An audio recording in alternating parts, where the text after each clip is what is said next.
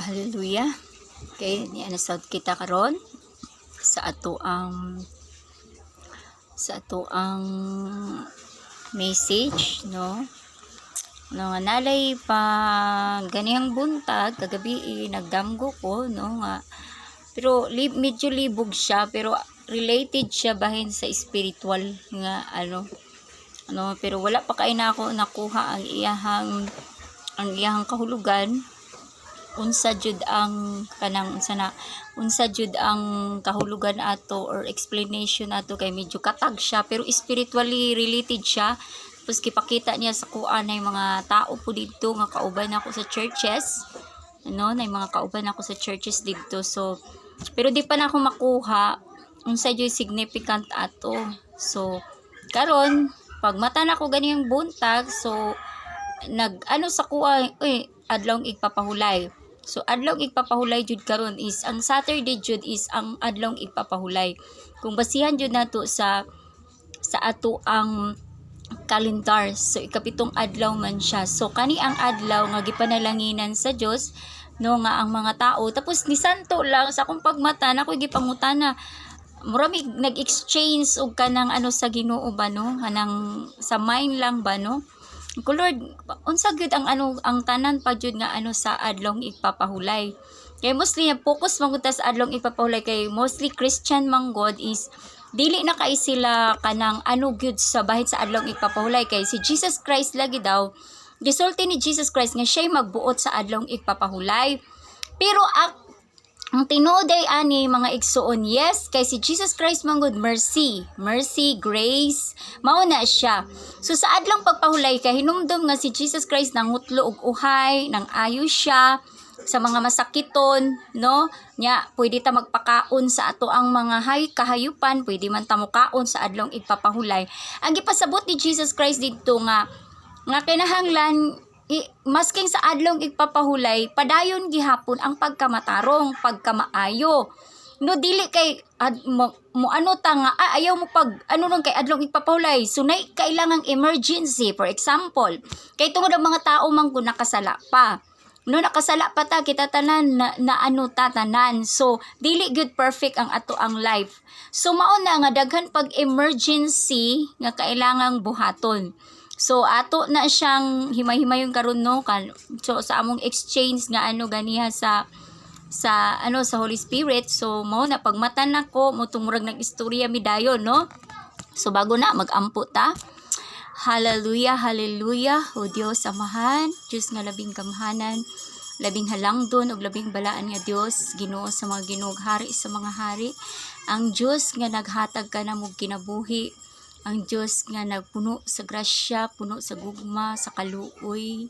Father God, akong ipaubos ang akong kaugalingon diha lamang kanimo karong taknaa, kay wala ako'y mahimo sa akong kaugalingong kaalam sa pagsulti sa imong mga pulong, kundili pinaagi gayud sa gahom sa imong balang Espiritu Santo na nagaampo ako amahan nga ikaw gyud mag-take over sa akong kasing-kasing, sa akong huna-huna ug tudloan mo ako sa ako ang ipanulti karon. Father God, nasay ka nga buot gayud ako nga maminaw kanimo sa imong mga pulong ug andam ako sa pagsulti niini. Kung unsang imong ginasulti kanako sa hilom o sa tago, ako kining ipadayag. Dili na ako ni tabunan, dili ko kini tipigan, kundili ang tanan natong mga conversation sa private man nga paraan, ako ni siyang amahan nga isulti sa abot sa akong makaya aron mapaabot dito sa tanan nimong mga katawhan. Amahan, sa among kaugalingon pisikal wala jud mi kanang mahimo, apan pinaagi lang gayud sa imong kabuhatan sa panahon nga kami mosunod sa imong kabubuton. Unti-unti namo nga mapildi ang espiritu sa dautan, pinaagi sa pagpapahayag nimo kanamo, pinaagi sa imuhang pag-abri sa mga tinago nga mga revelation, kay kini pinaagi ni ini amahan mapaminawan sa imong mga katawhan, mahibaw-an nila ang kamatuuran. Mao kini ang paraan nga unti-unti namong mabuntog ang paglimbong sa daotang espiritu sa tanan nimong katawhan. Busa I believe, Father God, your Holy Spirit nga kanunay nagatudlo ka nako, nagapadayag ka nako sa mga butang nga imong kabubuton para sa imong mga katawan. Father God, ikaw ra na sayo niing tanan. Kung unsa man ang ako ang role, ikaw usab na side ni ini, ug kani pa usab nga napay yung mga tao nga mosunod ni ini, ikaw ra usab na kabalo ni ining tanan. Apan mintras karon, Father God, dili ako mutipig, dili ako mutago sa mga butang nga imong gipadayag kanako sa tago. Ug ako gayud kining isulti, ako gayud kining ipadayag sa abot sa akong makaya, ug nasayod ko amahan nga pinaagi ni ining mga pamaraan, Father God, maunti-unti na mo ma-revealed ang kamatuoran, bahin kanimo ug unti-unti na mong maputol ang paglimbong sa daotang espiritu sa imong mga katawhan nga mo'y nagatap-tap aron dili kami makasabot sa imong mga kabubuton. Kay hangtod karon ang imong mga katawhan nagpadayon sa paglakaw sa kangit-ngit, kay tungod kanunay kaming ginasakuban ni Satanas, kay dili usab siya maghunong. Apan karong takna amahan by the power of your Holy Spirit and your holy mighty name, our Lord Jesus Christ, mabuntog na ning paglimbong ni Satanas ug kaning kangit-ngit nga iyang ginatapon, iyang ginataklob dito sa mga pangulo nimo, sa imong mga katawhan, sa imong mga sulugoon, mahilis na kini ug silang tanan makaangkon sa bato nga imuhang revelation, Father God, aron masabtan na mo ang tanan, bahin kanimo ug aron magiyahan ang tanan nimong mga katawhan. Thank you, Father God. Thank you, Father God. Himayaon ka namo, o Dios amahan, Dios nga nabing gamhanan, ang Dios sa Israel nga among Ginoo, akong gialagaran, akong bugtong hari ug bugtong na akong Dios. Ang himayaon ka namo amahan, pinaagi sa gamhanan nimong pangalan nga imong gihatag sa among Ginoong Hesukristo, aron sa pagluwas o pag-iusa ka namong tanan.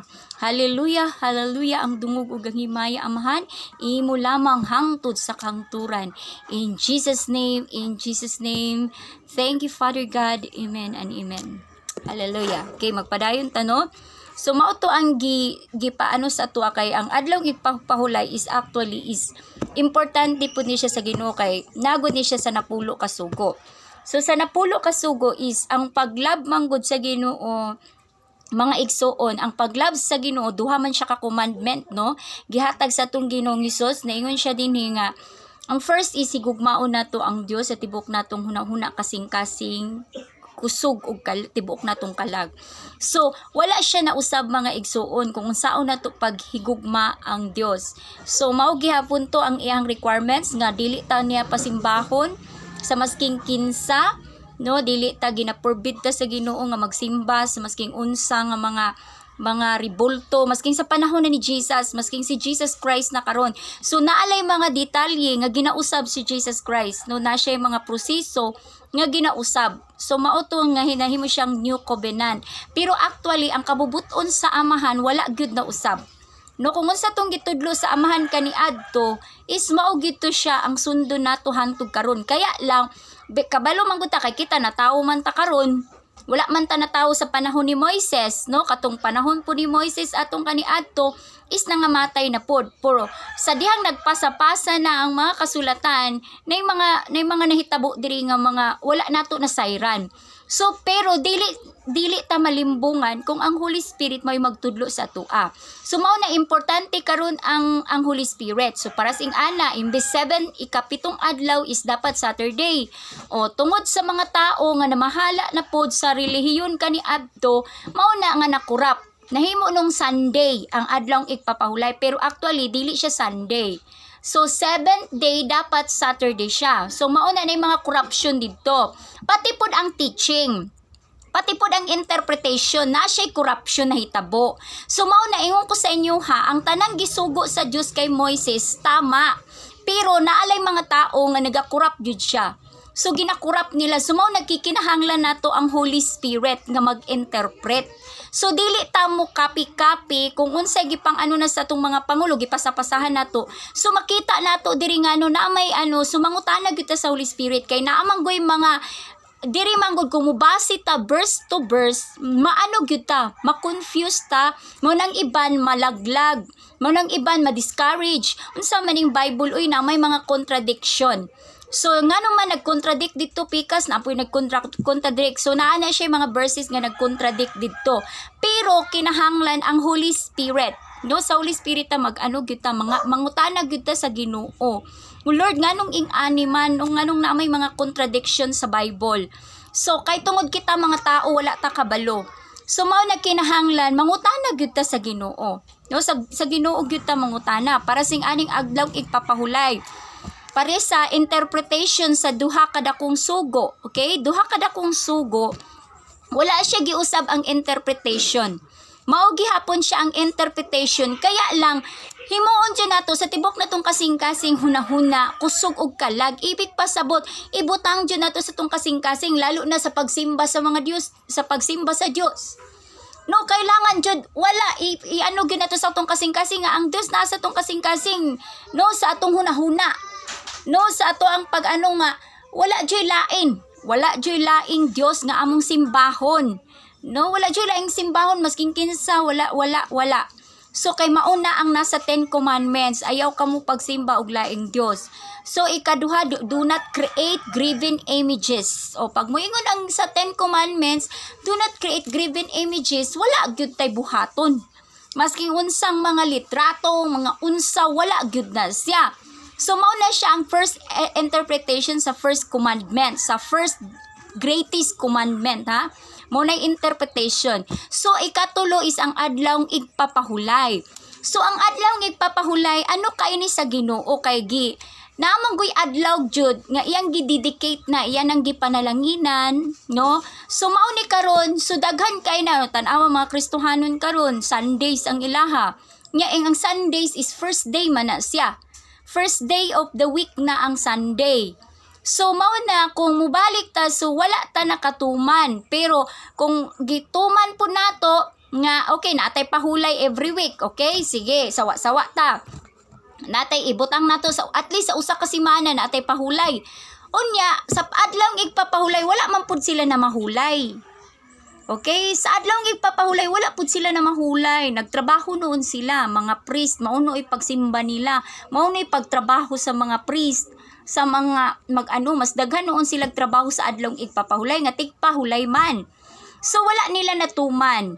So mao to nga nay mga nga mga teaching nga dili ta kung dili ta mangutana sa Ginoo, we are corrupted.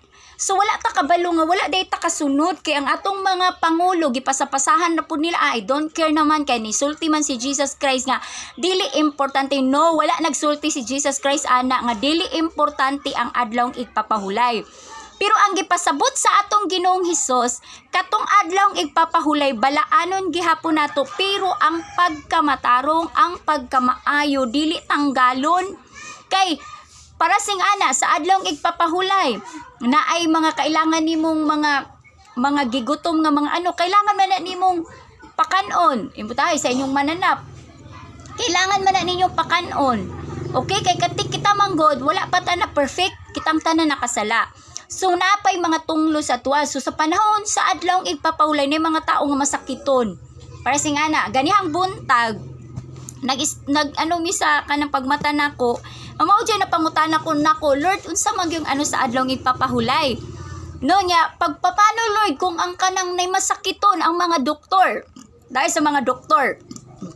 For example, gipangutanan ako, tayo Lord, kanang sa mga doktor, dili sila unsaon man ang magbantay sa kanang sa ospital.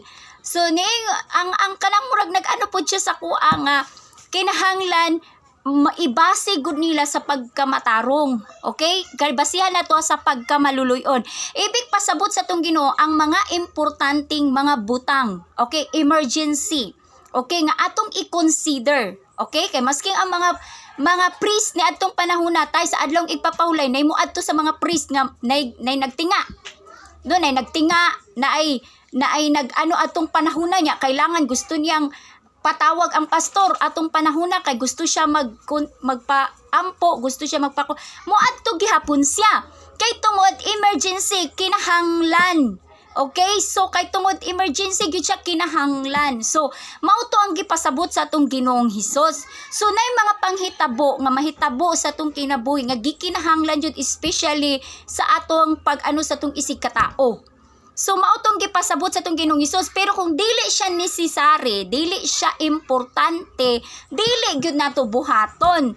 Okay, pag travel, nganong buhaton man gyud nimo sa adlaw igpapahulay nga pwede naman nimo siya i-travel.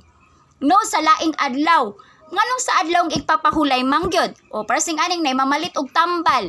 So, mao na ang anuhan nato nga i-consider nato sila, pero naay mga butang nato nga mga mao na gani nga ingon ang Ginoo. Gusto niya nga ang balaod sa Ginoo ano na gyud ang tibok nasod.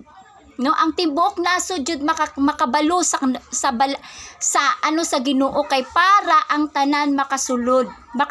Dili pwede nga ang relihiyon og ang government lahi, kay dili sila magkahiusa og lisod kay para sa mga tao makasunod.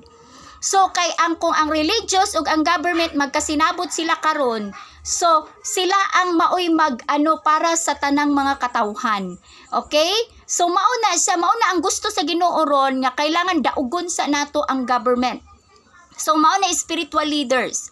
Kailangan ang balaod sa Ginoo mao jay mo take over sa tibok yuta. So kailangan jud mao ni nga kailangan jud nga maano kay para sayon sa mga tao. No, pag magkasinabot ang mga spiritual leader og ang government og ang interpretation lang jud sa Ginoo maoy ang balaod ra jud sa Ginoo mao gyud ang matuman.